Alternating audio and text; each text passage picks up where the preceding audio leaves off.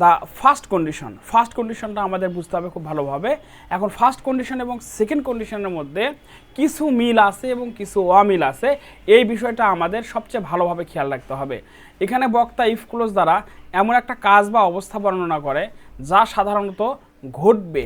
এইখানে কিন্তু আমাদের সবচেয়ে গুরুত্বপূর্ণ একটা কথা আছে, ঘটবে।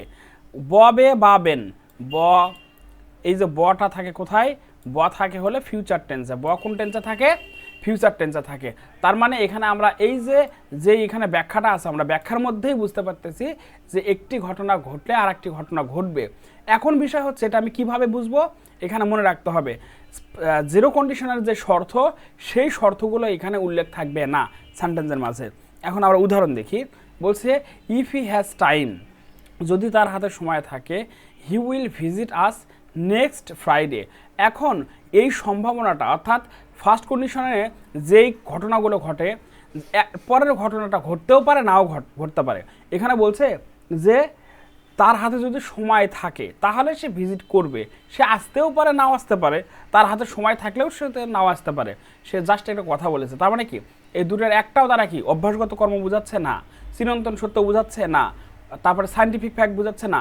যদি ওই তিনটার জিরো কন্ডিশনের শর্ত যদি এখানে অ্যাপ্লাই না হয়, তাহলে এটা হবে ফার্স্ট কন্ডিশন। আর ফার্স্ট কন্ডিশনের শর্ত প্রথম অংশ হচ্ছে যদি প্রেজেন্ট টেন্স হয়, পরের অংশ হবে ফিউচার ইনডিফিনাইট টেন্স। প্রিয় শিক্ষার্থী, আমি আশা করছি এই অংশটুকু ক্লিয়ার সবার। ওকে, আমরা এই সেন্টেন্সটা একটু খেয়াল করি সবাই। এই সেন্টেন্সটা একটু দেখি সবাই। If you paint the picture well, you will hang it in the exhibition. প্রিয় শিক্ষার্থী, এখানে আমরা দেখি যে এই অংশটা কি আছে, এই অংশ আছে হচ্ছে পেইন্ট, প্রেজেন্ট ইনডিফিনাইট। তাহলে পরের অংশ হবে কি? পরের অংশ হবে হচ্ছে ফিউচার ইনডিফিনাইট। এখন বিষয় হচ্ছে যে if you paint the picture well, যদি তুমি একটা সুন্দর করে পিকচার আর্ট করো, তাহলে কি বলছে? They will hang it in the exhibition. তারা বলছে সেগুলো হচ্ছে এক্সিবিশনে কি হবে?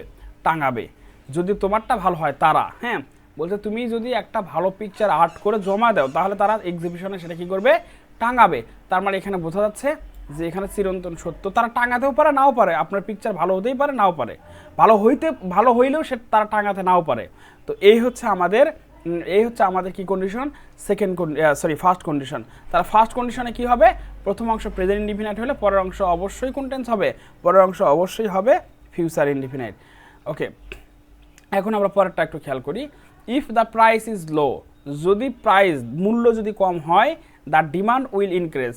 যদি এটা কিন্তু দেখেন যে কোনো মানে হচ্ছে পণ্যের যদি প্রাইস কি হয়, প্রাইস কমে যায়, তাহলে তার চাহিদা বেড়ে যাবে। এখন কথা হচ্ছে সব পণ্যরই কি দাম কমে গেলে প্রাইস বেড়ে যাবে? চাহিদা বেড়ে যাবে না। সব পণ্যের কিন্তু দাম কমলে চাহিদা বাড়ে না, এরকম কিন্তু আছে অর্থনীতিতে। সুতরাং এখানে আমাদের বুঝতে হবে যে প্রাইস শুধু কমলেই যে ডিমান্ড বেড়ে যাবে বিষয়টা এমন না। এমন অপ্রয়োজনীয় অনেক আসবাবপত্র আছে যেগুলোর ডিমান্ড অনেক কম কিন্তু মানুষ কেনে না। তা সুতরাং এইখানে আমাদের বুঝতে হবে চিরন্তন সত্য না এটা, এবং অভ্যাসগত কর্মও না, এবং সায়েন্টিফিক ফ্যাক্টও না, বিজ্ঞান দ্বারা প্রমাণিতও না।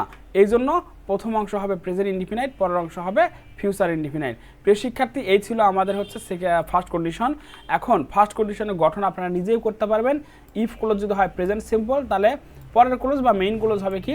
Future simple. মানে যে কোনো একটা ক্লোজ কি হবে? ফিউচার টেন্স, আর একটা হবে প্রেজেন্ট টেন্স। আচ্ছা প্রিয় শিক্ষার্থী, এখন আমরা দেখব হচ্ছে এই যে ফার্স্ট কন্ডিশনে যখন ইম্পারেটিভ সেন্টেন্স হয়, একটা ক্লোজ যদি ইম্পারেটিভ সেন্টেন্স হয়, তাহলে আর একটা ক্লোজ হবে কি? Present tense. আবার এখানে খেয়াল করি, if the shirt is dirty, এইটা হচ্ছে কি? প্রেজেন্ট ইনডিফিনাইট, তাহলে আর একটা হচ্ছে ইম্পারেটিভ সেন্টেন্স। যদি একটা ইম্পারেটিভ সেন্টেন্স হয়, তাহলে আর একটা হবে প্রেজেন্ট ইনডিফিনাইট টেন্স। এটা হচ্ছে আমাদের কোন কন্ডিশন? ফার্স্ট কন্ডিশনের মধ্যেই আছে। এখন আমরা একটু নৈবেত্তিক দেখি, তাহলে আমাদের কাছে বিষয়গুলো একদম কনফিউশন থাকলে ক্লিয়ার হয়ে যাবে। If it rains we dash ludo, যদি বৃষ্টি হয় তাহলে আমরা কি করব? লুডো খেলবো।